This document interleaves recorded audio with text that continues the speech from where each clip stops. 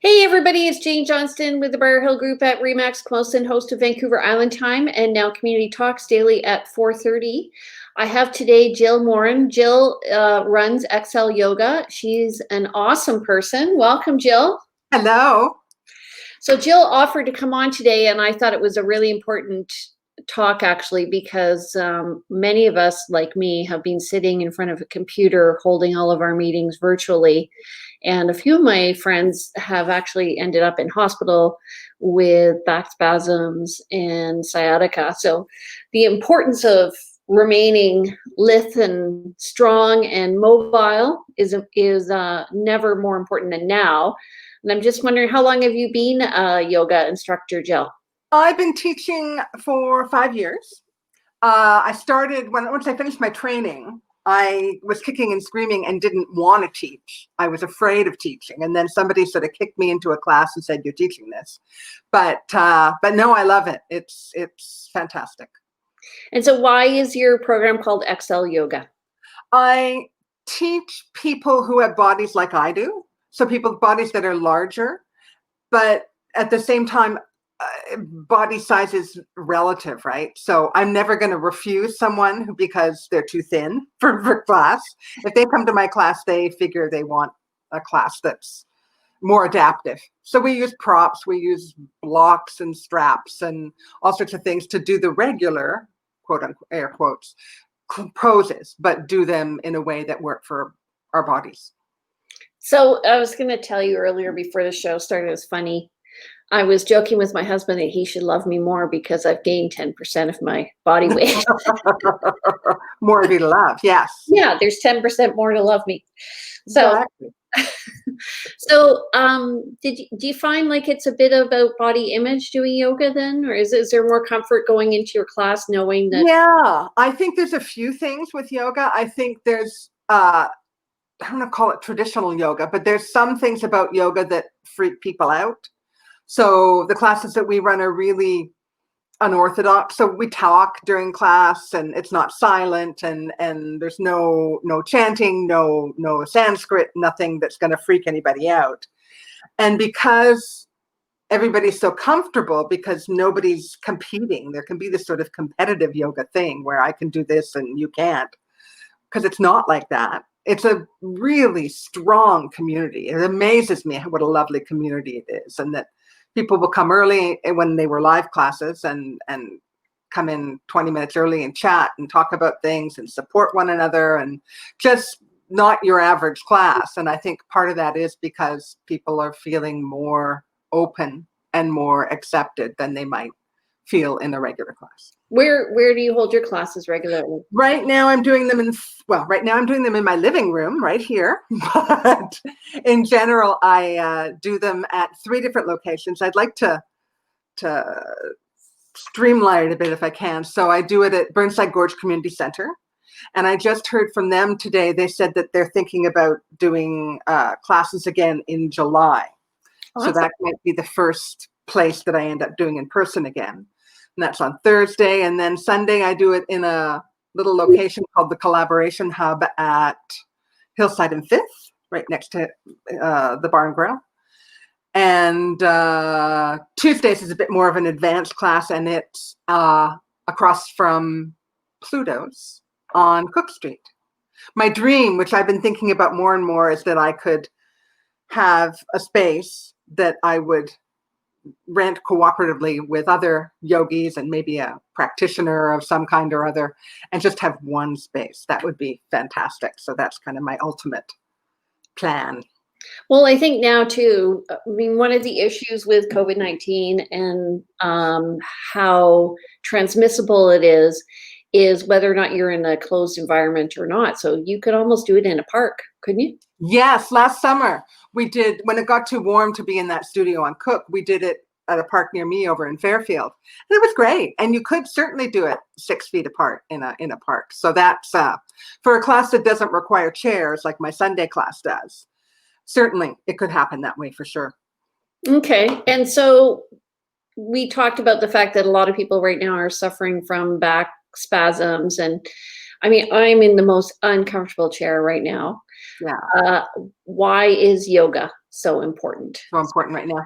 It's really important. And just as a non-yoga aside for everyone, if you're working from home, and I'm sure people have heard this before, but if you can time yourself, if you can set a timer for 20 minutes and just stand up and sit down again, that'll help in terms of just sitting there all the time like this. But And you're going to give us some exercises. yeah, I'll give you a couple of quickies for working at your desk at the end of our talk. Okay. And I have quite a few people in classes who are working from home. And right now, I think it's a big transition to go from sitting in your office or your bedroom or wherever it is you're working, and then going out and there's the kids and there's your partner and dinner needs to be made, and it's life is full on everywhere, right? So an hour that you have to yourself where you can breathe and move and not have a cell phone. I said that in our classes when we were doing them live, that there's really very few places in our world where we don't have our cell phones operating. Like within, right? Yeah, to be somewhere where you're not looking at your phone and you're not concerned about the time. It's my concern to know what time it is. It's just amazing. And that in itself is a huge gift of time and of energy that way. So yeah, I think that's big. So are you getting more clientele now that you're practicing from home and they can do it from their own home? Yeah, I've had a few new people, not a ton. And I do feel, I wouldn't say reluctant, but I'm going to start an absolute beginner's class on Saturday this week for people who've never done yoga. Because I think to come in and sort of jump into a class where, I'm about this big on the screen and they're about this big, it's pretty hard to know what they're doing and for them to see me. So, but the beginner class will be great for that. But yeah, a lot of regulars are still coming, which is great. And then a few new people. And I also have the advantage of, as I've done as well, I have a few people in the Comox Valley who are going to be coming to classes. And online. Yeah, exactly. And a friend of mine, a yogi herself, said that it's an opportunity to take classes anywhere in the world. Yeah. Because everybody's offering classes online. So if you admired anyone or thought anybody was really a great yoga teacher from what you saw on little clips, now you can actually go to their class. Yeah, it's funny how the barriers have really come down. I found like just the connection between people, it's there if you want it. Yeah. So, are you using Zoom? What kind of technology are you using? I'm doing Zoom for the classes. And it's interesting because I'm doing Zoom and I'm doing Facebook Live. So I have a private group on Facebook so that nobody in the general Facebook world has to look at my butt as I climb from the floor to the standing or shimmy myself back, and vice versa for all of them too, right? So it's just the people who are taking the courses that are on the Facebook Live, and then they can watch it when they want. And I also, an interesting fact came up is that we chat before class or after class. So we chat on Zoom because a lot of people don't realize that Zoom is like a phone, right? So unless you record Zoom, it's gone. So if someone wants to talk about how hard things are or, how their children are making them crazy, Zoom is where we do that because there's not confidentiality, but there's no recording. Are you doing it live in the group at the same time? Yeah. Zoom? Okay. Yeah. And do you have men and women doing it? Not at the moment, but in the classes, yes. In the live classes I did, but for whatever reason, there's no guys going to the online classes. Okay, so guys, you can join up, okay? Oh, for sure. Yeah, most definitely. I've had a few guys come on their own, and then a while back I was doing couples yoga, which is a hoot too, and we did all sorts of poses where you used each other's bodies to. I think for most of the guys, it was a means to an end. It was, after this, I'm going for chicken wings and beer because I went to yoga for an hour. Now I get chicken wings and beer, but it's all about compromise. Well, I always tell my kids, you can eat something good first, and then you can have a bad treat. Exactly. Yeah. So the benefit of being online with you is, are they recorded in the Facebook group? So Yeah. that, yeah. So it's simultaneous. I feel like a little movie studio with my multiple cameras and or multiple laptop and phone. So yeah, I record the Facebook Live class at the same time as the Zoom, and the Zoom is live and the Facebook is live too. But it's also going to be on the page. Cool. And are you finding people are going back and looking at your old classes? Yeah, sometimes they are, which is great, and people who are either quite busy and just still can't make the time and that kind of thing. Yes, so it is nice that they can do that. And what's that group called? It is called XL Yoga Corona. Yeah, so it's and like I said, it's private until somebody registers for the course. But yeah, for sure. Okay, hold on a second. XL Yoga Corona. Yeah. I'm going to put that in here. Okay, terrific. Corona. Okay. So, and are you finding, let me just edit that. Are you finding too that it's all ages? Yes, very much so. So I have people, I think how young goes, probably in their 20s to in their 60s. Yeah. So, and it's not just that the people in their 60s are in the chair yoga on Sunday. They're in all the classes. So yeah, it's a mixed bag for sure, which also makes it really fun for the times that we're together and in live classes and personal classes. That community, right? That thing of, somebody the equivalent of your mom telling you how this goes or their experiences. It's nice. So how do you correct people in yoga? It's hard. Usually in most cases, again, because they're so little, I usually ask them to tell me when they have a problem. So like, what do you mean by that? Or yeah. And I also try to keep things fairly consistent so I don't throw anything new and crazy in because it's just too hard to teach it online. Right. As far as I'm concerned, some people may be able to be better at it than I am, but yeah, for me, it's just, yeah, I keep it pretty consistent and familiar.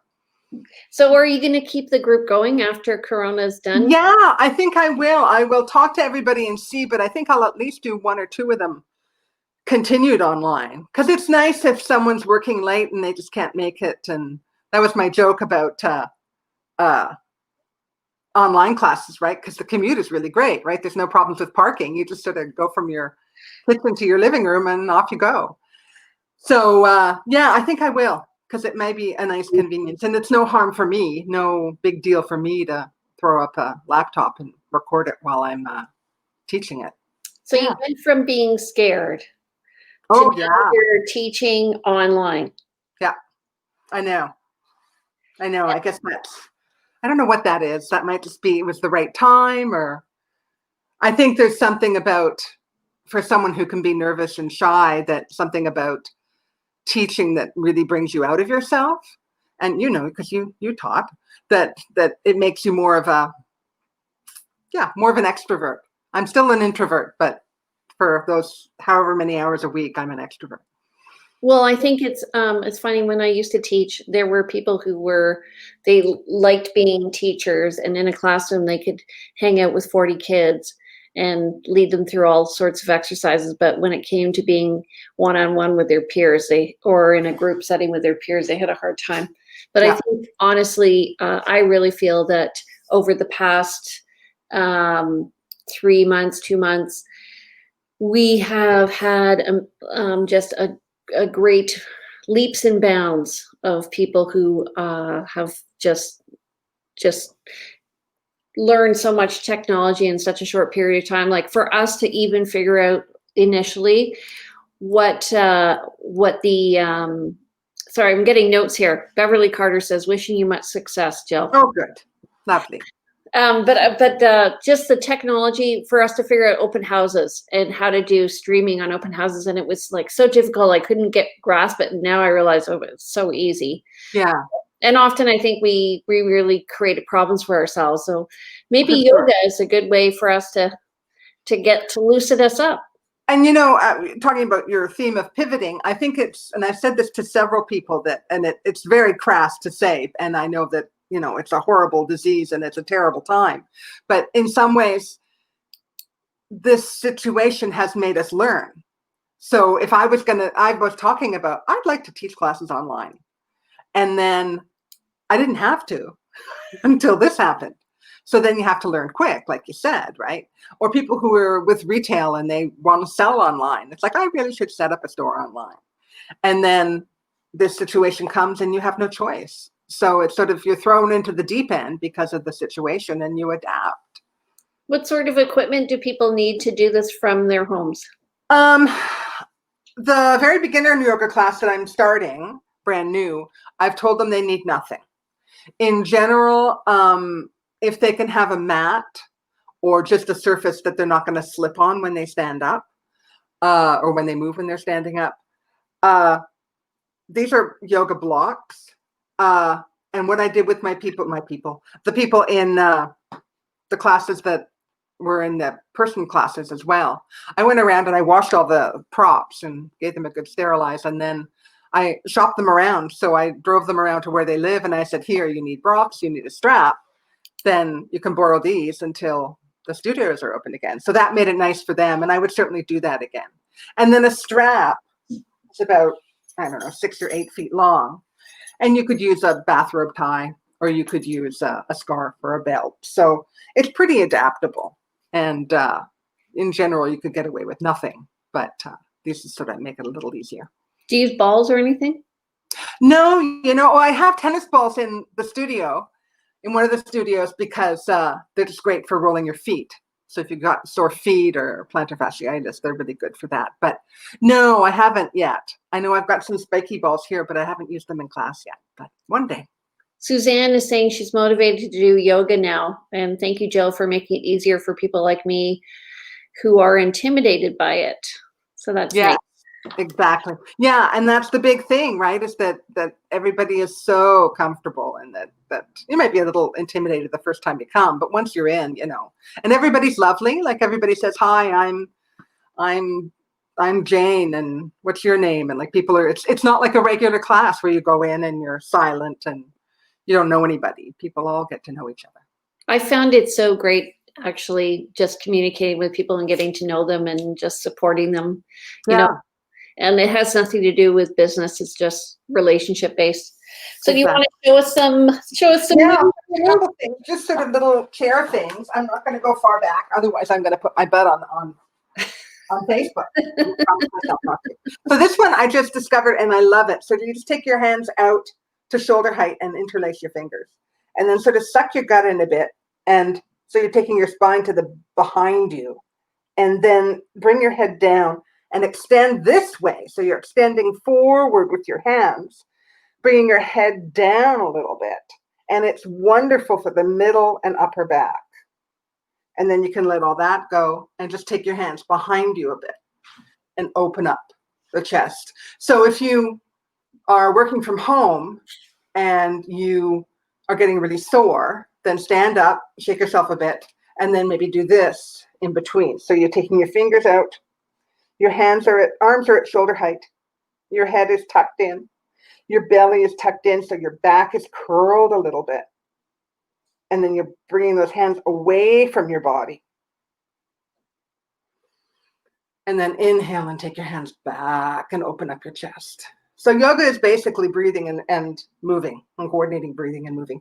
And then just side stretches are great, just lifting out through the side of the body. And maybe a bit of a twist where you take a hand to an opposite knee and just turn. These are all just lovely for little quickies while you're at work. And I think we naturally do them, but, and I've got one more for you. I learned this from another yogi online, and how washing your hands for 20 seconds, it was happy birthday.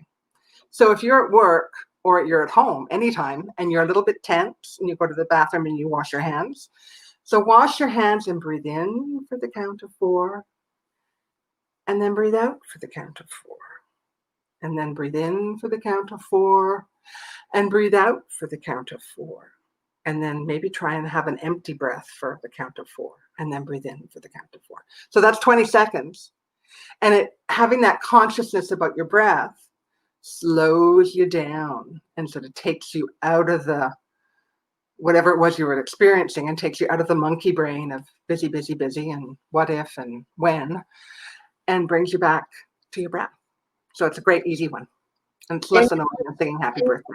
Danielle is wondering if she can do virtual classes without having her video turned on. Yes. So she can still observe you. Yes. We have people who would do that. Yeah.